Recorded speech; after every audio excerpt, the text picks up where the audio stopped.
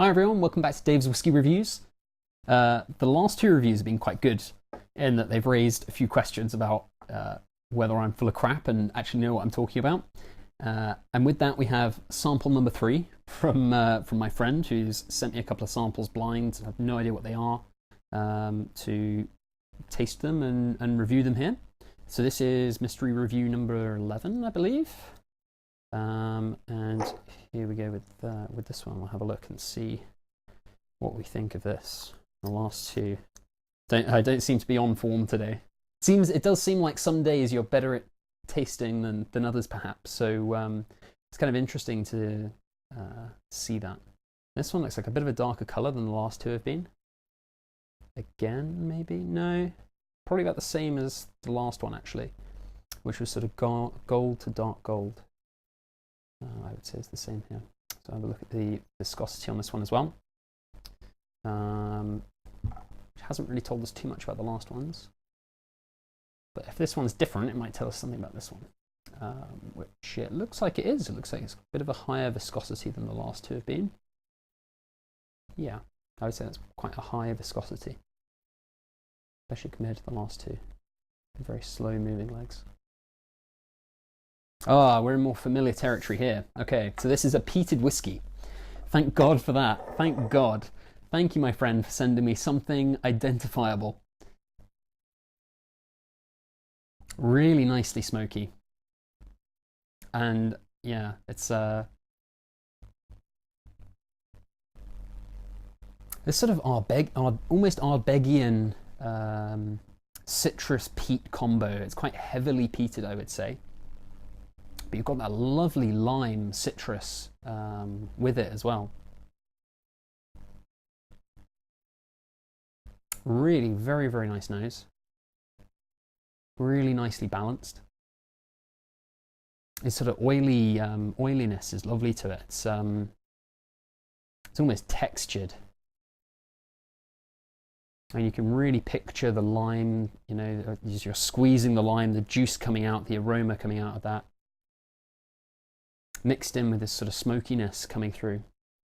It's not really in the background, it's definitely there, but it's not super intense. It's not really in your face like a young Laphroaig or a young Ardbeg would be. Lovely, lovely nose. But it doesn't taste too much like an Ardbeg. From the nose alone, I'd definitely guess Ardbeg, but the taste doesn't follow that at all. It's not as smoky, it's more dry, a bit more herbal. Those Ardbegs tend to be very straight, very peat, citrus. A beautiful balance between them, but normally those two kind of things. A bit of licorice now on the nose. Black licorice. Oh, it's those licorice sweets, licorice all sorts, that's what it is. Very, very nice nose. Could just sit here nosing it all day. So it starts with that citrus. It's not sharp, it's not acidic, but it's definitely there, that sort of lemon and lime, bit of grapefruit coming through. Very nice and citrusy, and then that peat is sort of coming in, it's building, it's developing as it's coming in, as it's coming through. And what it's building to is that finish. Once you've swallowed, it's a nice long finish, medium long finish, I would say. And you've got this lovely sort of oiliness and the peat sort of sticking to the sides of the mouth. With that citrusiness is lasting quite well as well. Bit of sort of sootiness on the nose now, along with that citrusy grapefruit is really nice. There's quite a bit of oak in here as well, I would say. It's at a reasonable age, it's quite complex. It's had all that time for those flavours to kind of meld and develop and grow. And a bit of spiciness now, a bit of that white pepper into the finish. Very, very nice whiskey. Really, really impressive stuff. I have a funny feeling that this is actually the whiskey I guessed for the last review, mystery review number 10, which is the second sample that my friend gave me, because the smokiness is quite pronounced here. So indeed, I'm going to say this is Ardmore 20-year-old, which is which is what I guessed last time. And if I'm wrong, I am wrong. Yeah, that's the way these things go. Ardmore 20-year-old, released 2017, 49.8% or 7%, something like that. That is what I'm going to say for this one, indeed, because this one is clearly more peaty than the others, although one of the others was an Ardmore as well, number 1, that he sent me, which was mystery review number 9. Oh, God, please. Oh, my God, it isn't at all again. It's a Springbank. Ah, okay, so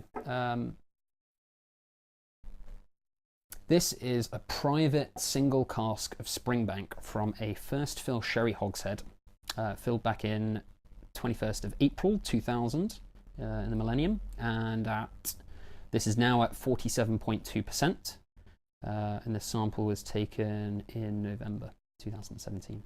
And this is from, my friend has a very fortunate uncle who has a cask of Springbank that they still have at the distillery and they haven't bottled yet. So this is a sample from that cask. That is very interesting. It's really peaty for a Springbank. Really peaty. God, 17-year-old Springbank from a sherry hogshead. I mean, you're getting into really good territory. I mean, I actually remember tasting, I think, this same whiskey back when it was 14 years old. And it didn't have much to it then. There was a lot of sort of neutral oak kind of notes and weird champagniness going on. But this is getting to a beautiful age now.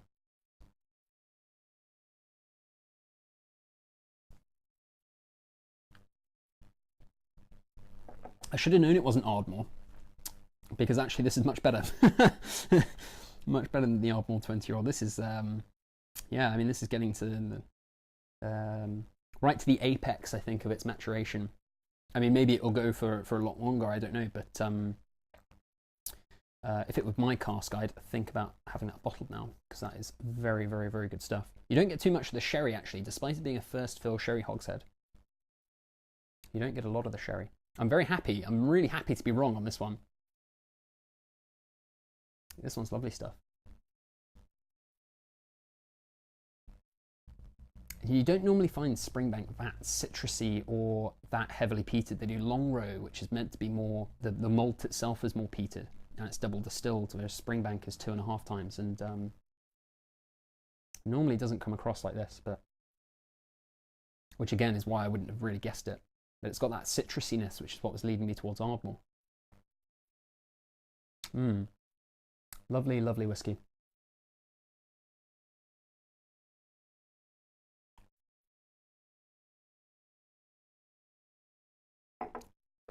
Fantastic stuff. Well, as I said, yeah, I'm happy to be wrong on that one, but not such a good day for me and for my nose and palate. All 3 wrong. Well done to you, mate. Well done. You got me on all of them. No idea what any of them were, which is a bit of a shame, but it's all good experience, as they say. So thanks very much for watching, and hopefully see you next time.